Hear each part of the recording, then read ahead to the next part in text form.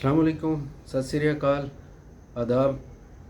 ਦੋਸਤੋ, ਜਿਹੜੇ ਮੁਲਕ ਦੇ ਵਿੱਚ ਖਿਲਾਰ ਪਿਆ ਹੋਇਆ ਇਹਨੂੰ ਕੁੰਝਣ ਵਾਸਤੇ ਗਵਰਨਮੈਂਟ ਨੇ ਕੁਝ ਇਕਦਾਮਾਤ ਸ਼ੁਰੂ ਕੀਤੇ ਨੇ ਔਰ ਉਹ ਇੰਤਜ਼ਾਮੀ ਸਤਹ 'ਤੇ ਵੀ ਕੀਤੇ ਜਾ ਰਹੇ ਨੇ ਔਰ ਸਿਆਸੀ ਇੰਗੇਜਮੈਂਟਸ ਦੀ ਸ਼ਕਲ ਦੇ ਵਿੱਚ ਵੀ ਸਾਡੇ ਸਾਹਮਣੇ ਆ ਰਹੇ ਨੇ। ਸਭ ਤੋਂ ਪਹਿਲੇ ਹੋਇਆ ਕਿ ਕੱਲ੍ਹ ਹਕੂਮਤ ਨੇ ਐਲਾਨ ਕੀਤਾ ਕਿ ਜਿਹੜੇ ਲਾਪਤਾ ਅਫਰਾਦ ਨੇ, ਬਹੁਤ ਵੱਡੀ ਤਾਦਾਦ ਦਾ ਦਾਅਵਾ ਹੈ ਕਿ ਮੁਲਕ ਦੇ ਵਿੱਚੋਂ ਅਫਰਾਦ ਜਿਹੜੇ ਨੇ ਉਹ ਲਾਪਤਾ ਕੀਤੇ ਜਾਂਦੇ ਨੇ। ਜਿਹੜੇ ਇਦਾਰੇ ਨੇ ਤਫਤੀਸ਼ੀ ਜਾਂ ਕਾਨੂੰਨ ਨਾਫਜ਼ ਕਰਨ ਵਾਲੇ, ਉਹ ਉਹਨਾਂ ਨੂੰ ਚੁੱਕ ਲੈਂਦੇ ਨੇ, ਉਸ 'ਤੇ ਪਤਾ ਨਹੀਂ ਲੱਗਦਾ। ਅਤੇ ਗਵਰਨਮੈਂਟ ਨੇ ਉਹ ਲੋਕਾਂ ਦੀ ਸ਼ਿਕਾਇਤ ਦਾ ਇਜ਼ਾਲਾ ਕਰਨ ਵਾਸਤੇ ਐਲਾਨ ਕੀਤਾ ਹੈ ਕਿ ਹਰ ਜਿਹੜਾ ਲਾਪਤਾ ਕਨਫਰਮ ਕੇਸ ਹੈਗਾ ਵੇ, ਉਹ ਲਾਪਤਾ ਫਰਦ ਦੇ ਜਿਹੜੇ ਲਵਾਹਕੀਨ ਨੇ ਉਹਨਾਂ ਨੂੰ 50 ਲੱਖ ਰੁਪਇਆ ਦਿੱਤਾ ਜਾਏਗਾ। ਅਤੇ ਵਜ਼ੀਰ ਕਾਨੂੰਨ ਕਹਿ ਰਹੇ ਨੇ ਕਿ ਇਹਨੂੰ ਜ਼ਰੇ ਤਲਾਫੀ ਨਾ ਸਮਝਿਆ ਜਾਵੇ, ਇਹ ਨਾ ਸਮਝਿਆ ਜਾਵੇ ਕਿ ਕੰਪਨਸੇਸ਼ਨ ਹੈਗੀ, ਇਹ ਅਸੀਂ ਉਹਨਾਂ ਦੀ ਵੈਸੇ ਹੈਲਪ ਕਰਨਾ ਚਾਹ ਰਹੇ। ਇਹ ਹੋ ਗਿਆ। ਮੈਂ ਇਹਦੇ 'ਤੇ ਗੌਰ ਕੀਤਾ ਕਿ ਇਹ ਦੇਣ ਦੀ 50 ਲੱਖ ਦੀ ਨੌਬਤ ਕਿਉਂ ਆਈ ਹੈ। ਲੇਕਿਨ ਉਸ ਤੋਂ ਪਹਿਲੇ ਤੁਹਾਨੂੰ ਇਹ ਦੱਸ ਦੇਵਾਂ ਕਿ ਗਵਰਨਮੈਂਟ ਨੇ ਇਹ ਐਲਾਨ ਕੀਤਾ ਕਿ ਜਿਹੜੇ ਪਹਿਲੇ 1000 ਐਸੇ ਮਾਮਲਾਤ ਨੇ ਲਾਪਤਾ ਅਫਰਾਦ ਦੇ, ਉਹ ਕਨਫਰਮ ਹੋਣ ਤੋਂ ਬਾਅਦ, ਉਹਨਾਂ ਦੀ ਤਹਿਕੀਕ ਹੋਣ ਤੋਂ ਬਾਅਦ ਉਹਨਾਂ ਨੂੰ ਪ੍ਰਾਇਰਟੀ ਦਿੱਤੀ ਜਾਏਗੀ। ਯਾਨੀ ਫੀ ਕਸ 50 ਲੱਖ ਰੁਪਇਆ ਔਰ 1000 ਜਿਹੜੇ ਲਾਪਤਾ ਬੰਦੇ ਨੇ ਉਹਨਾਂ ਦੇ ਵਾਰਸ ਹਨ।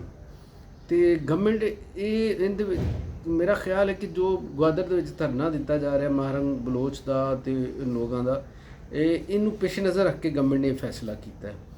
ਅਤੇ ਤਨਕੀਦ ਨਹੀਂ, ਇੱਕ ਠੀਕ ਪਾਸੇ ਅਗਰ ਜੇ ਚੱਲੇ ਗਵਰਨਮੈਂਟ, ਅਤੇ ਉਹਨੂੰ ਸਰਾਹਣਾ ਵੀ ਚਾਹੀਦਾ ਹੈ ਕਿ ਤਨਾਜ਼ਾਤ ਘੱਟ ਕਰਨਾ ਗਵਰਨਮੈਂਟ ਦੀ ਜ਼ਿੰਮੇਦਾਰੀ, ਖਾਸ ਤੌਰ 'ਤੇ ਜਿਹੜੇ ਸਮਾਜੀ ਸਤਹ ਦੇ ਉੱਤੇ ਔਰ ਸਿਆਸੀ ਸਤਹ ਦੇ ਉੱਤੇ ਤਨਾਜ਼ਾਤ ਵੱਧਦੇ ਨੇ ਜਦੋਂ ਉਹਨਾਂ ਨੂੰ ਐਡਰੈਸ ਨਹੀਂ ਕੀਤਾ ਜਾਂਦਾ, ਅਤੇ ਉਹ ਇੱਕ ਵੱਡੇ ਅਲਮੀਏ ਦੀ ਸ਼ਕਲ, ਸਾਹਨੇ ਦੀ ਸ਼ਕਲ ਇਖਤਿਆਰ ਕਰ ਦਿੰਦੇ ਨੇ। ਅਤੇ ਸਾਨੂੰ ਇੰਤਜ਼ਾਰ ਨਹੀਂ ਕਰਨਾ ਚਾਹੀਦਾ ਕਿ ਕੋਈ ਸਾਹਨਿਆ ਹੋਵੇ, ਕੋਈ ਵੱਡਾ ਅਲਮੀਆ ਹੋ ਜਾਵੇ ਅਤੇ ਫਿਰ ਗਵਰਨਮੈਂਟ ਉਹਦੇ ਉੱਤੇ ਆਪਣਾ ਰਿਸਪੌਂਸ ਦੇਵੇ, ਬਲਕਿ ਉਹਨੂੰ ਐਸੇ ਬਣਨ ਤੋਂ ਪਹਿਲੇ ਹੀ ਰੋਕ ਦੇਣਾ ਚਾਹੀਦਾ। ਅਤੇ ਡਾਕਟਰ ਮਹਾਰੰਗ ਬਲੋਚ ਨੇ ਬਲੋਚਿਸਤਾਨ ਦੇ ਵਿੱਚ ਲੋਕਾਂ ਨੂੰ ਬੜੇ ਵੱਡੀ ਤਾਦਾਦ 'ਚ ਮੋਟੀਵੇਟ ਕੀਤਾ ਹੈ ਔਰ ਐਕਟਿਵ ਕੀਤਾ ਹੈ। ਉਹ ਉਹਨਾਂ ਦੇ ਨਾਲ ਉੱਥੇ ਗਵਾਦਰ ਦੇ ਵਿੱਚ ਬੈਠੇ ਵੀ ਨੇ ਲੋਕ। ਅਤੇ ਮੇਰਾ ਖਿਆਲ ਹੈ ਜਿਹੜਾ ਇਹ ਐਲਾਨ ਹੈਗਾ ਵੇ, ਇਹ ਧਰਨੇ 'ਤੇ ਬੈਠੇ ਜਿਹੜੇ ਲਾਪਤਾ ਅਫਰਾਦ ਦੇ ਲਵਾਹਕੀਨ ਨੇ, ਉਹਨਾਂ ਨੂੰ ਜ਼ਾਹਿਰ ਉਹ ਵਾਲਾ ਦੁੱਖ ਜਿਹੜਾ ਉਹ ਤਾਂ ਦੂਰ ਨਹੀਂ ਹੋ ਸਕਦਾ ਕਿਸੇ ਦਾ ਪਿਆਰਾ ਅਗਰ ਜਾਂਦਾ ਹੈ, ਲੇਕਿਨ ਕਮ ਅਜ਼ ਕਮ ਇੱਕ ਅਹਿਸਾਸ, ਇੱਕ ਰਿਲੀਫ ਥੋੜ੍ਹਾ ਬਹੁਤ ਜਿਹੜਾ ਹੈ ਉਹ ਮਿਲਦਾ ਉਹਨਾਂ ਨੂੰ ਔਰ ਉਹਨਾਂ ਦੀ ਫੈਮਿਲੀ ਨੂੰ। ਅਤੇ ਇਹ ਜਿਹੜਾ ਕਦਮ ਹੈ, ਇਹਨੂੰ ਤੁਸੀਂ ਤਨਾਜ਼ਾਤ ਘੱਟ ਕਰਨ ਵਾਸਤੇ ਜਿਹੜੀ ਸਟੇਟ ਦੀ ਇੱਕ ਕੋਸ਼ਿਸ਼ ਦੇ ਤੌਰ 'ਤੇ ਵੇਖੋ ਕਿ ਬਲੂਚਿਸਤਾਨ ਦੇ ਜਿਹੜੇ ਮਸਾਇਲ ਨੇ ਉਹਦੇ 'ਚ ਲਾਪਤਾ ਅਫਰਾਦ ਦਾ ਸਭ ਨਾਲੋਂ ਵੱਡਾ ਦੱਸਿਆ ਜਾਂਦਾ ਮਸਲਾ, ਔਰ ਬੈਨ ਅਲ-ਅਕਵਾਮੀ ਸਤਹ ਦੇ ਉੱਤੇ ਵੀ ਜਿਹੜੀਆਂ ਬਲੋਚ ਤਨਜ਼ੀਮਾਂ ਨੇ ਉਹ ਪਾਕਿਸਤਾਨ ਦੇ ਖਿਲਾਫ ਜਿਹੜਾ ਕੇਸ ਬਣਾਉਂਦੀਆਂ ਨੇ, ਉਹ ਲਾਪਤਾ ਅਫਰਾਦ ਦਾ ਬਣਾਉਂਦੀਆਂ ਨੇ। ਅਤੇ ਅਗਰ ਇਹ ਹੁੰਦਾ ਵੇ ਤਾਂ ਇਹਦੇ ਵਿੱਚ ਥੋੜ੍ਹੀ ਬਹੁਤ ਸ਼ਿੱਦਤ ਜਿਹੜੀ ਉਹ ਲੋਕਾਂ ਦੀ ਉਹ ਘਟੇਗੀ। ਦੂਸਰਾ, KPK ਦੇ ਵਿੱਚ ਕੁਝ ਅਰਸੇ ਤੋਂ ਜਿਹੜੇ ਸਾਨੂੰ ਇੱਕ ਕਸ਼ੀਦਗੀ ਨਜ਼ਰ ਆ ਰਹੀ ਹੈ ਕਾਨੂੰਨ ਨਾਫਜ਼ ਕਰਨ ਵਾਲੇ ਇਦਾਰਿਆਂ, ਸਿਕਿਉਰਿਟੀ ਇਦਾਰਿਆਂ ਅਤੇ ਆਵਾਮ ਦੇ ਦਰਮਿਆਨ, ਉਹਨੂੰ ਖ਼ਤਮ ਕਰਨ ਵਾਸਤੇ ਕੋਸ਼ਿਸ਼ਾਂ ਹੋਈਆਂ। ਅਪੈਕਸ ਕਮੇਟੀ ਦਾ ਇਜਲਾਸ ਹੋਇਆ ਅਤੇ ਵਜ਼ੀਰ ਆਲਾ ਵੀ ਉਹਦੇ 'ਚ ਮੌਜੂਦ ਸਨ, ਅਸਕਰੀ ਕਿਆਦਤ ਵੀ ਜਿਹੜੀ ਮਕਾਮੀ ਹੈਗੀ ਉਹ ਵੀ ਮੌਜੂਦ ਸੀ, ਔਰ ਉੱਥੇ ਫਿਰ ਬਹਿ ਕੇ ਉਹਨਾਂ ਨੇ ਕੁਝ ਮਨਸੂਬੇ ਜਿਹੜੇ ਨੇ ਉਹ ਤਰਤੀਬ ਦਿੱਤੇ, ਔਰ ਉਹਨਾਂ ਮਨਸੂਬਿਆਂ ਦੇ ਤਹਿਤ ਹੀ ਉੱਥੇ ਜਿਹੜੇ ਦਹਿਸ਼ਤਗਰਦੀ ਦੇ ਵਿੱਚ ਮੁਲਵਸ ਲੋਕ ਨੇ ਉਹਨਾਂ ਦੇ ਖਿਲਾਫ ਕਾਰਵਾਈ, ਔਰ ਜਿਹੜੇ ਬੇਗੁਨਾਹ ਲੋਕ ਨੇ ਉਹਨਾਂ ਨੂੰ ਛੱਡਣ ਦਾ, ਰਿਹਾਅ ਕਰਨ ਦਾ ਉਹ ਮਨਸੂਬਾ ਉਹਨਾਂ ਨੇ ਉਹਦੇ ਸ਼ਾਮਲ ਕੀਤਾ।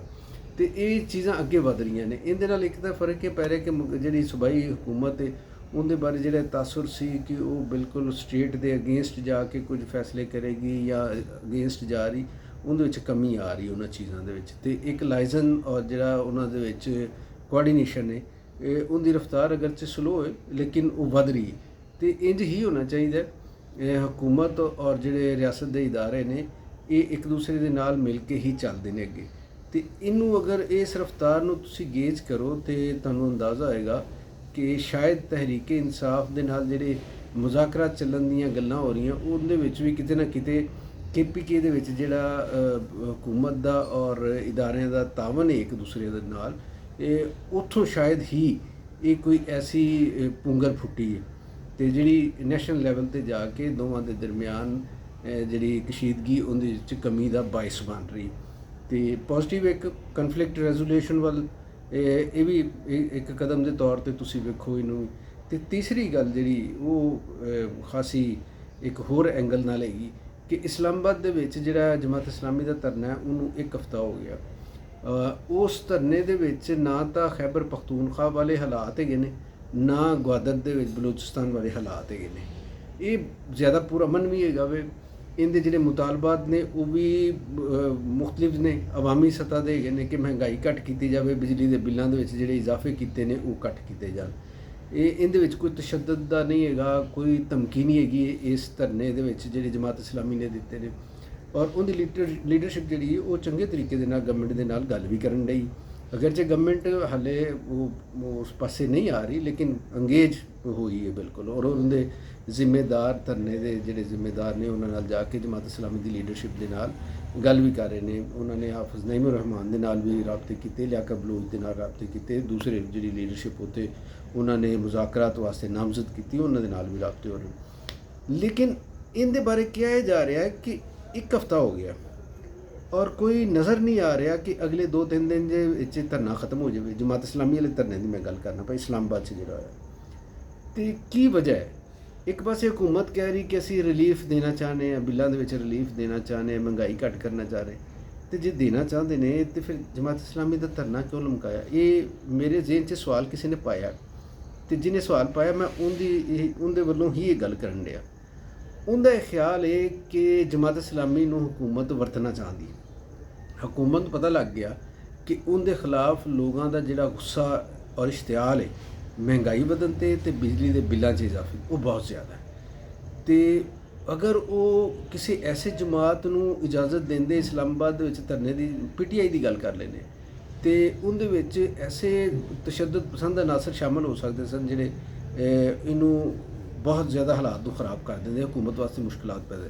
ਜਮਾਤ ਇਸਲਾਮੀ ਦੇ ਧਰਨੇ ਨੂੰ ਲਮਕਾਉਣਾ ਚਾਹੁੰਦੀ ਹਕੂਮਤ ਦਾ ਖਿਆਲ ਹੈ ਜਿੰਨੀ ਦੇਰ ਲਮਕਾ ਰਹੇਗਾ ਲੋਕਾਂ ਦਾ ਗੁੱਸਾ ਉਹਦੇ ਵਿੱਚ ਡਿਸਚਾਰਜ ਹੁੰਦਾ ਰਹੇਗਾ, ਘੱਟ ਹੁੰਦਾ ਰਹੇਗਾ, ਔਰ ਆਖਰ ਉਹ ਧਰਨੇ ਨੂੰ ਵਾਲਿਆਂ ਨੂੰ ਕੋਈ ਮਾਮੂਲੀ ਜੇ ਉਹਨਾਂ ਦੇ ਮੁਤਾਲਬਾਤ ਮੰਨ ਕੇ ਅਤੇ ਉਹਨਾਂ ਨੂੰ ਘਰਾਂ ਦੇ ਵਿੱਚ ਘੱਲ ਦੇਣਗੇ। ਅਤੇ ਇਸ ਤਰ੍ਹਾਂ ਜਿਹੜਾ ਹਕੂਮਤ ਨੂੰ ਲੋਕਾਂ ਦੇ ਰਿਐਕਸ਼ਨ ਦਾ ਇੱਕ ਖਤਰਾ ਹੈ, ਉਹ ਰਿਐਕਸ਼ਨ ਵੀ ਘੱਟ ਜਾਏਗਾ। ਅਤੇ ਨੁਕਸਾਨ ਇਹਦਾ ਵੇਖੋ, ਹਕੂਮਤ ਨੂੰ ਤਾਂ ਜ਼ਾਹਿਰ ਫਾਇਦਾ ਹੋਣਾ, ਅਤੇ ਨੁਕਸਾਨ ਹੋਏਗਾ ਜਮਾਤ ਇਸਲਾਮੀ ਨੂੰ। ਜਮਾਤ ਇਸਲਾਮੀ ਅਗਰ ਹਕੂਮਤ ਦੇ ਇਸ ਟਰੈਪ ਦੇ ਵਿੱਚ ਆ ਜਾਂਦੀ ਹੈ ਅਤੇ ਫਿਰ ਹੋਵੇਗਾ ਕਿ ਜਿਵੇਂ ਲੋਕ ਜਲਦੀ ਇਤਬਾਰ ਨਹੀਂ ਸੀ ਕਰ ਰਹੇ, ਅਰਸੇ ਬਾਅਦ ਨਿਕਲੇ ਨੇ ਜਮਾਤ ਇਸਲਾਮੀ ਦੀ ਹਮਾਇਤ ਦੇ ਵਿੱਚ, ਔਰ ਉਹਨਾਂ ਨੂੰ ਲੱਗਾ ਕਿ ਆਵਾਮ ਦੀ ਗੱਲ ਕਰਨ ਵਾਸਤੇ ਬਾਕੀ ਜਮਾਤਾਂ ਨਹੀਂ ਨਿਕਲ ਪਾ ਰਹੀਆਂ, ਅਤੇ ਜਮਾਤ ਇਸਲਾਮੀ ਨਿਕਲੀ ਅਤੇ ਉਹਦੀ ਸਪੋਰਟ ਕਰੋ। ਸੋਸ਼ਲ ਮੀਡੀਆ ਦੇ ਉੱਤੇ ਵੀ ਉਹਨੂੰ ਪੂਰੀ ਤਰ੍ਹਾਂ ਸਪੋਰਟ ਕੀਤਾ ਗਿਆ। ਅਮੂਮੀ ਅਸੀਂ ਵੀ ਇਹ ਗੱਲ ਕਰਨੇ ਕਿ ਜਮਾਤ ਨੇ ਬਹੁਤ ਅੱਛਾ ਕੀਤਾ, ਆਵਾਮ ਦੀ ਤਰਜਮਾਨੀ ਕੀਤੀ। ਲੇਕਿਨ ਅਗਰ ਜਮਾਤ ਹਕੂਮਤ ਦੇ ਇਸ ਟਰੈਪ ਦੇ ਵਿੱਚ ਰਹੀ ਔਰ ਧਰਨੇ ਨੂੰ ਲੰਮਾ ਕੀਤਾ ਔਰ ਵਿੱਚੋਂ ਨਿਕਲਿਆ ਕੁਝ ਨਾ, ਅਤੇ ਫਿਰ ਮੇਰਾ ਖਿਆਲ ਹੈ ਕਿ ਜਮਾਤ ਇਸਲਾਮੀ ਨੂੰ ਜਿਹੜੀ ਥੋੜ੍ਹੀ ਬਹੁਤੀ ਮਕਬੂਲੀਅਤ ਦੁਬਾਰਾ ਤੋਂ ਮਿਲਣ ਲੱਗੀ, ਇਹਦੇ ਵਿੱਚ ਉੱਤੇ ਫਿਰ ਇੱਕ ਜ਼ਰਬ ਲੱਗੇਗੀ। ਅਤੇ ਸ਼ਾਇਦ ਹਕੂਮਤ ਇਹੀ ਚਾਹੁੰਦੀ ਕਿ ਉਹਦੇ ਮੁਕਾਬਲੇ ਦੇ ਉੱਤੇ ਕੋਈ ਸਿਆਸੀ ਤਾਕਤ ਜਿਹੜੀ ਉਹ ਨਾ ਉਭਰੇ, ਉਹ ਕੋਈ ਵੀ ਜਮਾਤ ਹੋਵੇ ਉਹ ਨਾ ਉਭਰੇ। ਅਤੇ ਇਸੇ ਉਭਾਰ ਨੂੰ ਰੋਕਣ ਵਾਸਤੇ ਉਹ ਜਮਾਤ ਇਸਲਾਮੀ ਦੀ ਜਿਹੜੀ ਸਾਖ ਹੈ ਉਹਨੂੰ ਡੈਮੇਜ ਕਰੇਗੀ, ਔਰ ਇਸ ਧਰਨੇ ਦੇ ਜਿਹੜੇ ਫਵਾਇਦ ਨੇ ਜਮਾਤ ਨੂੰ ਮਿਲਣ ਵਾਲੇ, ਕੋਸ਼ਿਸ਼ ਕਰੇਗੀ ਹਕੂਮਤ ਦੀ ਪੋਲਿਸੀ ਹੈ ਕਿ ਉਹ ਘੱਟ ਕੀਤੇ ਜਾਣ। ਅਤੇ ਇਹ ਵਾਲਾ ਜਿਹੜਾ ਧਰਨਾ ਹੈ ਇਹਦੇ ਬਾਰੇ ਗਵਰਨਮੈਂਟ ਦੀ ਜਿਹੜੀ ਪੋਲਿਸੀ ਹਾਲੇ ਤੱਕ ਸਾਨੂੰ ਨਜ਼ਰ ਆਈ ਹੈ ਉਹ ਖੈਬਰ ਪਖਤੂਨਖਵਾ ਦੀ ਗਵਰਨਮੈਂਟ ਵਾਲੀ ਨਹੀਂ ਹੈਗੀ, ਉਹ ਗਵਾਦਰ ਦੇ ਵਿੱਚ ਬੈਠੇ ਜਿਹੜੇ ਮਹਾਰੰਗ ਬਲੋਚ ਦੇ ਧਰਨੇ ਵਾਲੇ ਲੋਕ ਨੇ ਉਹਨਾਂ ਵਾਲੀ ਨਹੀਂ ਹੈਗੀ। ਇਹ ਇੱਕ ਡਿਫਰੈਂਟ ਕਾਈਂਡ ਦੀ ਹਕੂਮਤ ਇਹ ਤਾਸਰ ਦੇਣਾ ਚਾਹੁੰਦੀ ਹੈ ਕਿ ਇਹ ਇੱਕ ਫਰੈਂਡਲੀ ਫਾਇਰ ਹੈਗਾ ਜਾਂ ਫਰੈਂਡਲੀ ਪ੍ਰੋਟੈਸਟ ਹੈਗਾ ਵੇ, ਗਵਰਨਮੈਂਟ ਫਰੈਂਡਲੀ। ਅਤੇ ਇਹ ਜਿਹੜਾ ਫਾਇਰ ਹੈਗਾ ਵੇ ਇਹ ਲੋਕਾਂ ਵਾਸਤੇ ਜਾਂ ਸਿਆਸੀ ਹਾਲਾਤ ਵਾਸਤੇ ਕੋਈ ਇਹ ਤਾਸਰ ਉਭਾਰਨਾ ਜਿਹੜਾ ਹੈ ਇਹ ਐਡਾ ਚੰਗਾ ਤਾਂ ਨਹੀਂ ਹੈਗਾ। ਅਤੇ ਮੇਰਾ ਇਹ ਖਿਆਲ ਹੈ ਕਿ ਇਹਨਾਂ ਚੀਜ਼ਾਂ ਨੂੰ ਗਵਰਨਮੈਂਟ ਬਹਰਹਾਲ ਅਗਰ ਰੈਜ਼ੋਲਿਊਸ਼ਨ ਵੱਲ ਜਾ ਰਹੀ ਹੈ, ਇਹ ਚੀਜ਼ਾਂ ਨੂੰ ਹੱਲ ਕਰਨ ਵਾਸਤੇ ਜਾ ਰਹੀ ਤਾਂ ਫਿਰ ਤਾਂ ਠੀਕ ਗੱਲ ਹੈ।